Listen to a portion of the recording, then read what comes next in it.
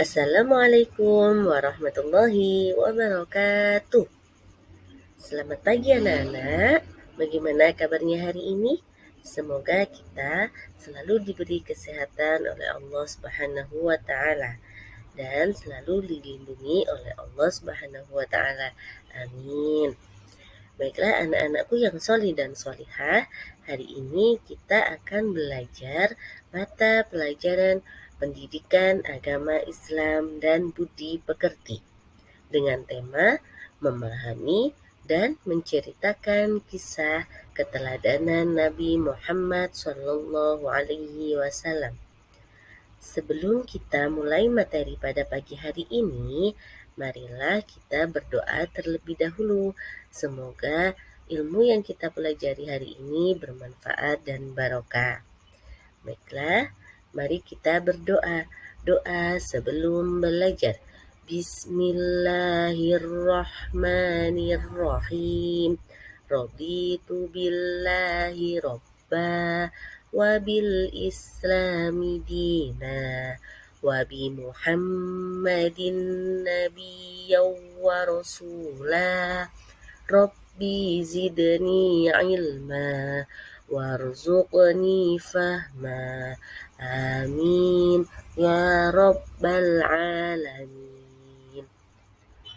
Baiklah anak-anakku yang solih dan solihah, hari ini kita akan belajar tentang kasih sayang Nabi Muhammad Sallallahu Alaihi Wasallam.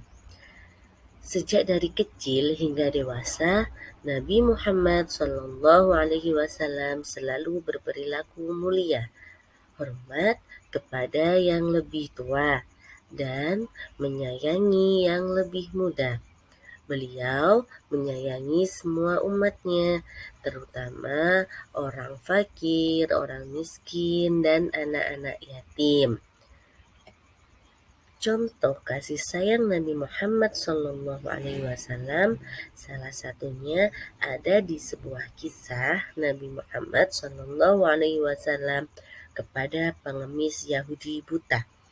Nah, hari ini Bu Ella akan bercerita sedikit tentang kasih sayang Nabi Muhammad yang ditunjukkan kepada pengemis Yahudi buta. Baiklah, diperhatikan baik-baik ya. Pada suatu hari, di pojok pasar kota Madinah ada seorang pengemis Yahudi buta. Dia sangat membenci Nabi Muhammad. Setiap kali ada seseorang yang datang mendekatinya, dia selalu berkata, "Hai orang, janganlah kamu mendekati Nabi Muhammad. Muhammad itu adalah tukang sihir. Dia pembohong, dia pendusta, dia adalah orang gila." Nah, hal itu terjadi setiap hari. Dia selalu menjelek-jelekan Nabi Muhammad dan menfitnah Nabi Muhammad sebagai orang gila dan tukang sihir. Sebagai Nabi yang memiliki wahyu dan memiliki keimanan kepada Allah, Nabi Muhammad jelas mengetahui perilaku dari pengemis itu. Kemudian ketika Nabi Muhammad mengetahuinya, Nabi Muhammad lantas tidak marah kepada pengemis itu.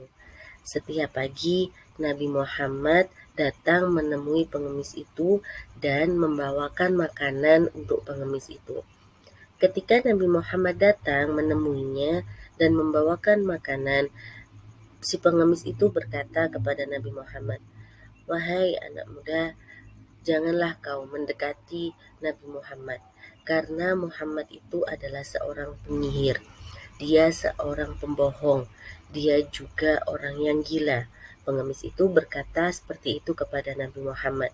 Tapi Nabi Muhammad diam, beliau tidak marah, dan beliau juga tidak berkata apa-apa kepada sang pengemis itu. Beliau selalu setiap hari datang memberikan makanan dan menyuapi pengemis itu sampai beliau wafat. Ketika beliau sudah wafat, tidak ada lagi orang yang datang untuk menyuapi si pengemis Yahudi yang buta itu. Dan Abu Bakar As-Siddiq adalah seorang sahabat dari Nabi Muhammad. Beliau datang menemui istri Nabi Muhammad, Aisyah, yaitu putri dari Abu Bakar, dan bertanya kepada ibu Aisyah, "Wahai anakku, sunnah apa yang sudah dikerjakan oleh Nabi Muhammad yang selama ini belum pernah aku kerjakan?" Dan Aisyah menjawab pertanyaan dari ayahnya, "Wahai ayah, engkau adalah ahli sunnah. Engkau sudah mengerjakan semua sunnah Nabi, kecuali satu." "Apa itu?" "Setiap pagi, sang Rasul selalu datang ke pojok kota Madinah, ke sebuah pasar. Di sana ada seorang pengemis Yahudi yang buta. Nabi selalu memberikan makan kepada pengemis itu." "Baiklah, anakku, aku akan melakukan sunnah itu." Pada pagi harinya, pada pagi harinya, sahabat Abu Bakar datang ke pojok pasar kota Madinah dan beliau memberikan makanan kepada pengemis itu. Kemudian pengemis itu bertanya, "Kamu siapa?"